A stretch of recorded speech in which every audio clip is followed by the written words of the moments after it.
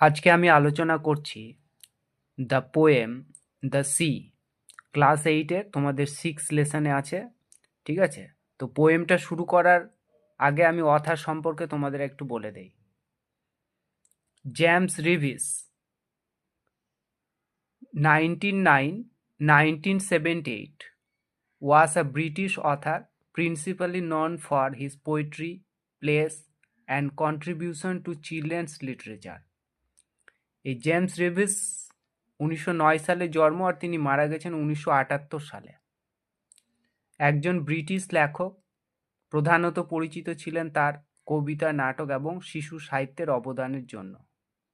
His books include anthologies for both adults and children, মানে তার বইগুলিতে প্রাপ্তবয়স্ক এবং শিশু উভয়ের জন্যই সাহিত্য সংকলনের অন্তর্ভুক্ত রয়েছে। He was also well known as a literary critic and broadcaster. তিনি সাহিত্য সমালোচক এবং সম্প্রচারক হিসেবেও সুপরিচিত ছিলেন। চলো পোয়েমটা আমরা লাইন বাই লাইন পড়ি এবং তার বাংলা অর্থগুলো জেনে নেই। The sea is a hungry dog. দেখো, সমুদ্রটাকে এখানে বলা হচ্ছে একটি ক্ষুধার্ত কুকুর, মানে সমুদ্র একটি ক্ষুধার্ত কুকুর। জায়েন্ট অ্যান্ড গ্রে, জায়েন্ট মানে হচ্ছে ভেরি লার্জ, মানে যাকে আমরা দৈত্য বলে থাকি, মানে দৈত্য এবং ধূসর, গ্রে মানে ধূসর। He rolls on the beach all day, মানে সে সারাদিন সৈকতে ঘুরে বেড়ায়। ঠিক আছে, রোলস মানে গড়াগড়ি খায় সমুদ্র সৈকতে। With is clashing teeth and shaggy jaws, মানে ক্ল্যাশিং টিথ মানে তার সংঘর্ষিত দাঁত আর হচ্ছে রোমস চোয়াল নিয়ে। আওয়ার আপন আওয়ার হি নস, মানে ঘন্টার পর ঘন্টা সে কি চিবাতে থাকে। দ্য রাম্বলিং টাম্বলিং স্টোনস, মানে রাম্বলিং মানে এখানে গর্জন করা, গজরাতে থাকে আর গড়াগড়ি দেয় পাথরের উপরে।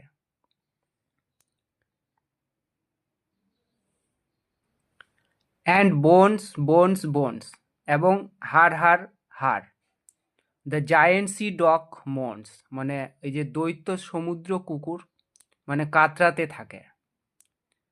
লিকিং হিজ গ্রিজি পস, তার চর্বিযুক্ত থাবাগুলি চাটতে থাকে। লিকিং মানে হচ্ছে চাটা আর গ্রিজি মানে হচ্ছে পিচ্ছিল। And when the night wind roars, এবং যখন রাতের বাতাস গর্জন করে। And the moon rocks in the stormy clouds, এবং চাঁদ ঝোড়ো মেঘে কি আন্দোলিত হয়। He bounds to his feet and snaps and snips, মানে সে তার পায়ের উপর ভর দিয়ে লাফালো এবং প্রশ্বাস নেয় এবং কি ঘ্রাণ নিতে থাকে। এখানে দেখো, বাউন্স মানে হচ্ছে লাফ দেওয়া, আর স্নিপস মানে হচ্ছে শোকে, মানে স্মেল, যেটা গন্ধ নেওয়া। Shaking his wet sides over the cliffs, তার শরীরের ভেজা দিকটা ঝাঁকি দেওয়া আর খাড়া পাহাড়ের গায়ে। And Howl's and hollows long and loud, এবং দীর্ঘ সময় ধরে গর্জন করে এবং জোরে চিৎকার করে।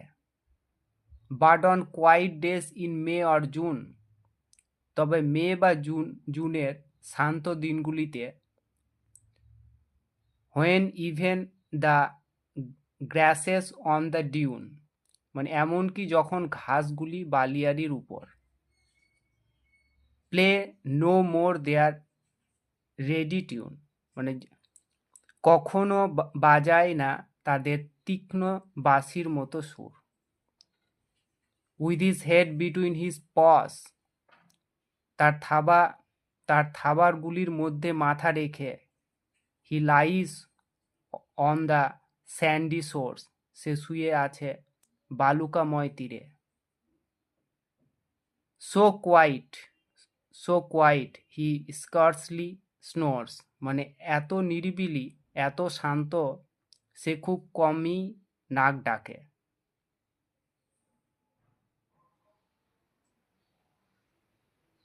দেখো, পোয়েমটা সম্পর্কে আমি তোমাদের আরেকটু কিছু বলে দিচ্ছি। দেখো, এখানে বলা হচ্ছে the sea is like a giant grey hungry dog rolling on the beach all day.